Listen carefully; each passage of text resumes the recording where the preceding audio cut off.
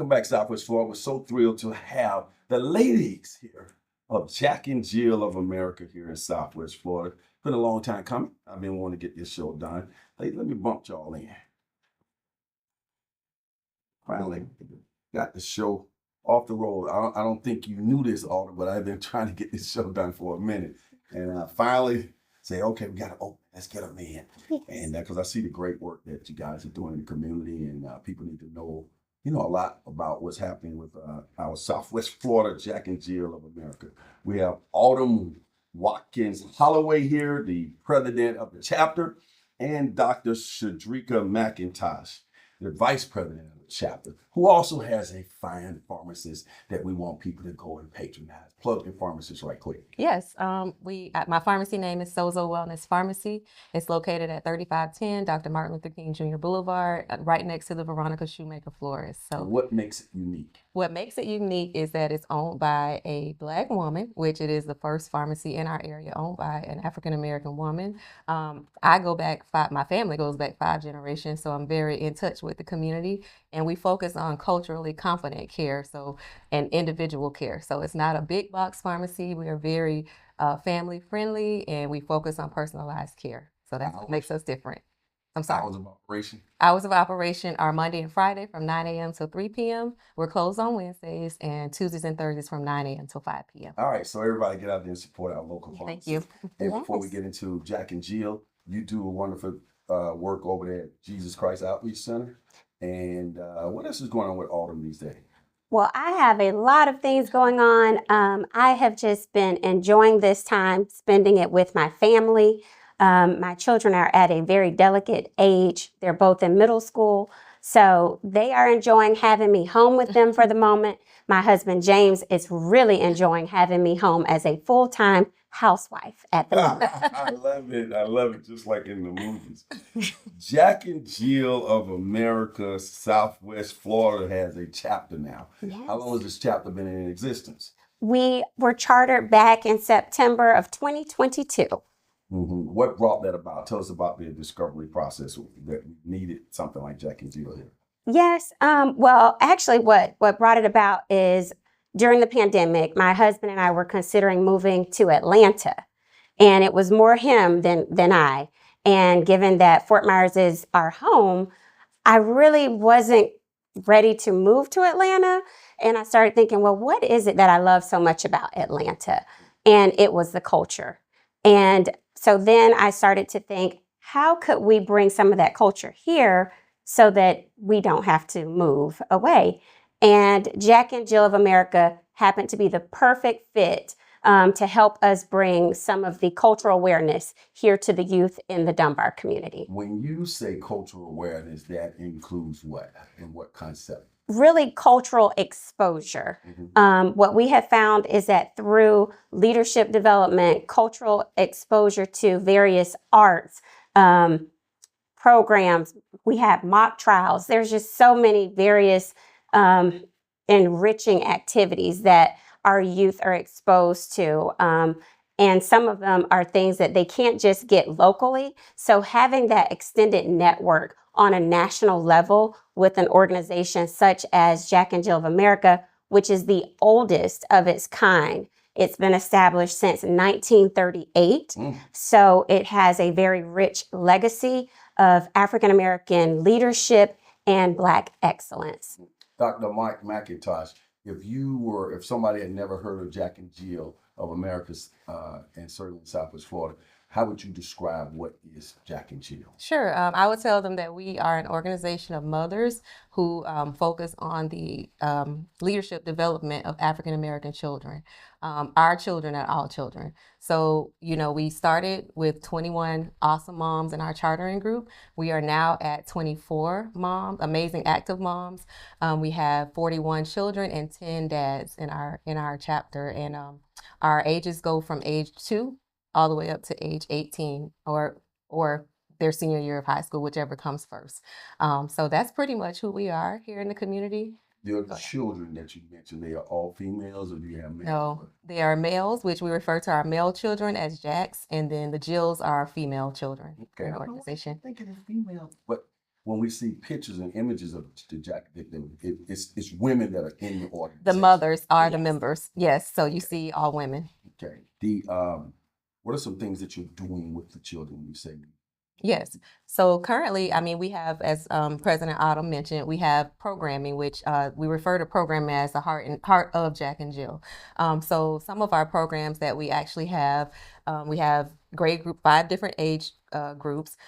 She mentioned our mock trial that's coming up in October, and that will feature our middle and high school groups. So they get to actually go into a courtroom where local attorneys will help them to actually be on either a pro side or a con side of an argument, and they'll learn how not just to argue in front of a court, but they'll learn the background pieces that it takes to get to that trial point. So we're really excited about that. That'll be one of our feature programs. We also have philanthropic programs, which one, for example, was the at the Holiday in the Park with the Black History Society. We joined together to do a toy giveaway at Christmas time. So those are just, and then our J&J Swims program. That's also a community Kim feature. Rowland came out. Yes. Yes. So thank you for connecting us with Mr. Rowland. He watched this. Okay, I saw awesome. the picture and everything. So thank you, Ken, for showing up to our first JJ Swims program. So that was awesome. I was glad to get Ken to come out and do the thing. How does one become? We're talking about the people, the children who are part of learning this great learning opportunity, a real world experience, things that really is so great. How does one get their child involved in Jack and Jill? Well, actually, I'm going to toss that question over to Dr. McIntosh, who is our chair of membership. Yes. So membership, again, is through the mothers. So the mothers have to be an active member of Jack and Jill. So that process happens. It depends on if we have membership intake that year. But mothers who think that they will be interested, certainly look out on our social media pages and the website and send us a message. Any open programs that we do have, we advertise those. So keep a lookout on our page, because a couple times a year we have open programs for the community. But that's pretty much how it happens. The mother has to be a member, and then the children, they become beneficiaries of those activities. But if we have open activities, because again, I said we're for all children, our children and all children, that's open to the community. It sounds like at the core of Jack and Jill of America's education is so very important. Yes. And we need more of that. What are some of the challenges when you start a new chapter in the area, Madam President? I will say that some of the challenges for our Southwest Florida chapter is that we did not have the honor of having any moms that chartered with us that were already a part of Jack and Jill. So it was completely new to our area, leaving us without a role model in our community that was already a part of Jack and Jill. However, we have been very blessed to partner with the Greater Fort Lauderdale chapter, and they were our sponsoring chapter, and they really did an outstanding job of showing us the ropes and mentoring us throughout the process, and they continue to work with us even now. People who are looking at this may say, they sound very similar to Greek letter sororities. What's the difference? Is there a difference? Go. I will say the biggest difference, and we're both a part of Greek organizations. AKA and you're Delta. Yes, and we do love our sororities as well. I will say that this organization really is all about the family. We also have a father's auxiliary, so our fathers are actively engaged, and it's all about our children. This is something that we can make sure that our children have this experience during their foundational years of life. So that is the biggest difference, is that it focuses primarily on the children. When you were growing up, if you would have had the opportunity to be a child that had the Jack and Jill experience, how do you think that would have changed your life? Well, oddly enough, a lot of the programs that I tend to create are programs that my mom created for me growing up as a child. She was fortunate enough to be a homemaker. So there were times where she would go into the school and represent the children in our community whose moms were not able to stay at home. And so a lot of the programs that I create tend to be programs that she also did with me growing up. and I understand the importance of having that. You used the word create. Within the Jack and Jill structure, you have the opportunity to create programs that best fit your community. It's a lot of freedom to be created there. Yes, we have a lot of flexibility. However, our main focus is on leadership development, cultural exposure. We also do legislative advocacy and philanthropic giving. So there is a variety of thrusts that we have to pull from, but we do have the flexibility to be very creative with our programming. McIntosh, the same questions along the way of having been a child and being a part of the Jack and Jill experience. What I see is that, and I wish I'd had something like that in the community, is that early exposure really helps you with confidence, especially on the public speaking side of things.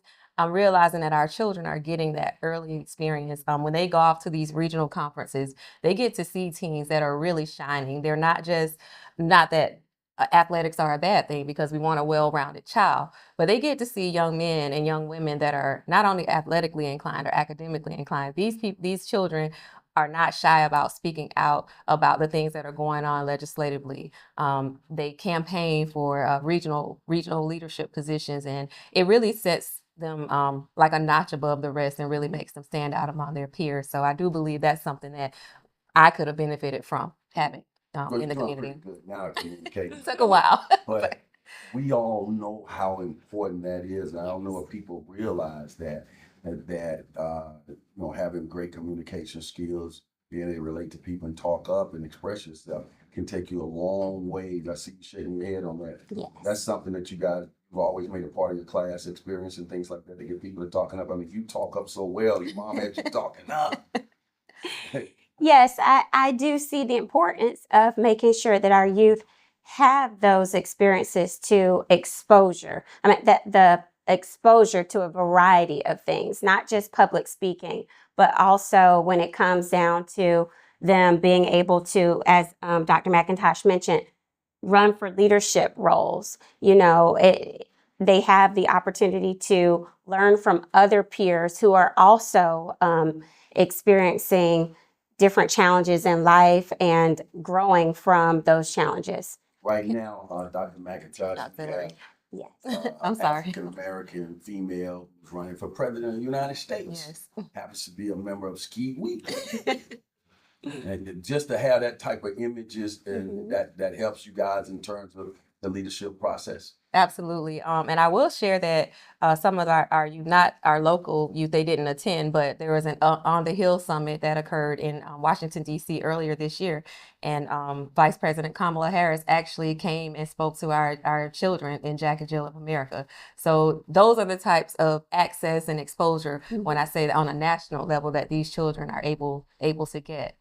I want to expound on the national level because it's been mentioned here, but there are chapters all over the world, and you guys are pretty big, and you have national conventions and regional conventions and things of that nature with different contests going on, leadership thing. So just kind of expound on some of what you have seen just moving about so far. Yes, President Autumn and I had the pleasure of attending our latest was it the 46th National Convention in Minneapolis, Minnesota this summer.